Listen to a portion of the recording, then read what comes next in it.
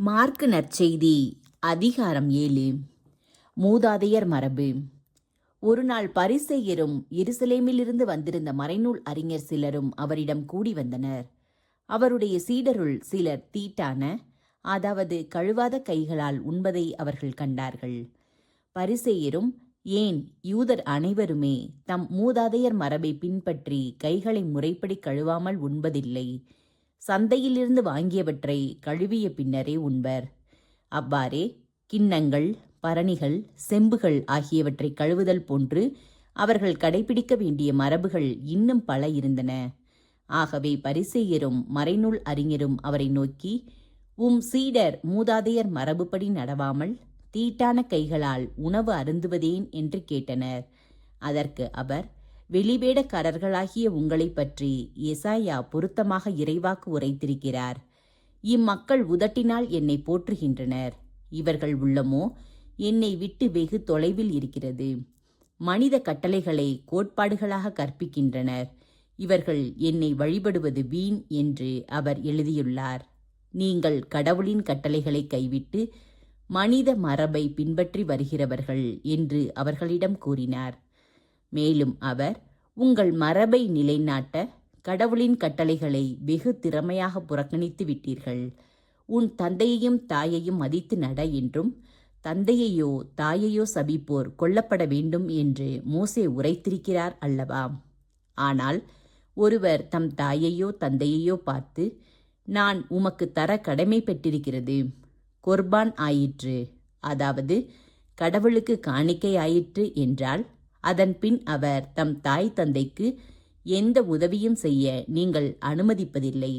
இவ்வாறு நீங்கள் பெற்றுக்கொண்ட மரபின் பொருட்டு கடவுளின் வார்த்தையை பயனற்றதாக்கி விடுகிறீர்கள். இதுபோல நீங்கள் பலவற்றை செய்கிறீர்கள் என்று அவர்களிடம் கூறினார். இயேசு மக்கள் கூட்டத்தை மீண்டும் தம்மிடம் வரவழைத்து அவர்களை நோக்கி, நான் சொல்வதை அனைவரும் கேட்டு புரிந்து கொள்ளுங்கள். வெளியிலிருந்து மனிதருக்குள்ளே சென்று அவர்களை தீட்டுப்படுத்தக்கூடியது ஒன்றுமில்லை. மனிதருக்கு உள்ளே இருந்து வெளியே வருபவையே அவர்களை தீட்டுப்படுத்தும். கேட்க செவியுள்ளோர் கேட்கட்டும் என்று கூறினார். அவர் மக்கள் கூட்டத்தை விட்டு வீட்டிற்குள் வந்தபோது அவருடைய சீடர் அவரிடம் இந்த உவமையை பற்றி கேட்க, அவர் அவர்களிடம், நீங்களுமா இந்த அளவுக்கு புரிந்து கொள்ளாமல் இருக்கிறீர்கள்? வெளியிலிருந்து மனிதருக்குள்ளே செல்லும் எதுவும் அவர்களை தீட்டுப்படுத்த முடியாது என உங்களுக்கு தெரியாதா? ஏனென்றால் அது அவர்களுடைய உள்ளத்தில் நுழையாமல் வயிற்றுக்கு சென்று கழிப்பிடத்திற்கு போய்விடுகிறது என்றார். இவ்வாறு அவர் எல்லா உணவுப் பொருள்களும் தூயனவென்று குறிப்பிட்டார். மேலும் மனிதருக்கு உள்ளே இருந்து வருவதே அவர்களை தீட்டுப்படுத்தும். ஏனெனில் மனித உள்ளத்திலிருந்தே பரத்தமை, களவு, கொலை, விபச்சாரம், பேராசை, தீச்செயல், வஞ்சகம், காமவெறி, பொறாமை, பழிப்புரை, செருக்கு, மதிகேடு ஆகியவற்றை செய்ய தூண்டும் தீய எண்ணங்கள் வெளிவருகின்றன. தீயனவாகிய இவை அனைத்தும் உள்ளத்திலிருந்து வந்து மனிதரை தீட்டுப்படுத்துகின்றன என்றார். கானானேய பெண்ணின் நம்பிக்கை. இயேசு எழுந்து அங்கிருந்து புறப்பட்டு தீர் பகுதிக்குள் சென்றார். அங்கே அவர் ஒரு வீட்டிற்குள் போனார். தாம் அங்கிருப்பது எவருக்கும் தெரியாதிருக்க வேண்டுமென்று விரும்பியும் அதை மறைக்க இயலவில்லை. உடனே பெண் ஒருவர் அவரை பற்றி கேள்விப்பட்டு உள்ளே வந்து அவர் காலில் விழுந்தார். அவருடைய மகளை தீய ஆவி பிடித்திருந்தது. அவர் ஒரு கிரேக்க பெண், சிறிய பெனிசிய இனத்தை சேர்ந்தவர். அவர் தம் மகளிடமிருந்து பேயை ஓட்டி விடுமாறு அவரை வேண்டினார். இயேசு அவரை பார்த்து, முதலில் பிள்ளைகள் வயிறார உண்ணட்டும், பிள்ளைகளுக்குரிய உணவை எடுத்து நாய்க்குட்டிகளுக்கு போடுவது முறையல்ல என்றார். அதற்கு அப்பெண், ஆம் ஐயா, ஆனாலும் மேசையின் கீழிருக்கும் நாய்க்குட்டிகள் சிறு பிள்ளைகள் சிந்தும் சிறு துண்டுகளை தின்னுமே என்று பதிலளித்தார். அப்பொழுது இயேசு அவரிடம், நீர் இப்படி சொன்னதால் போகலாம், பேய் உம் மகளை விட்டு நீங்கிற்று என்றார். அப்பெண் தம் வீடு திரும்பியதும் தம் பிள்ளை கட்டிலில் படுத்திருக்கிறதையும் பேய் ஓடிவிட்டதையும் கண்டார்.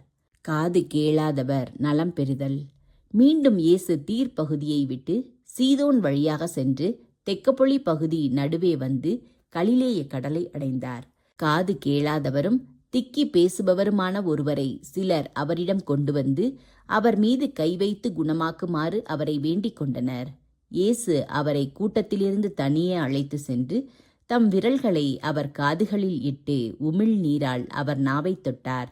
பிறகு வானத்தை அண்ணாந்து பார்த்து பெருமூச்சு விட்டு அவரை நோக்கி, எப்பத்தா, அதாவது திறக்கப்படு என்றார்.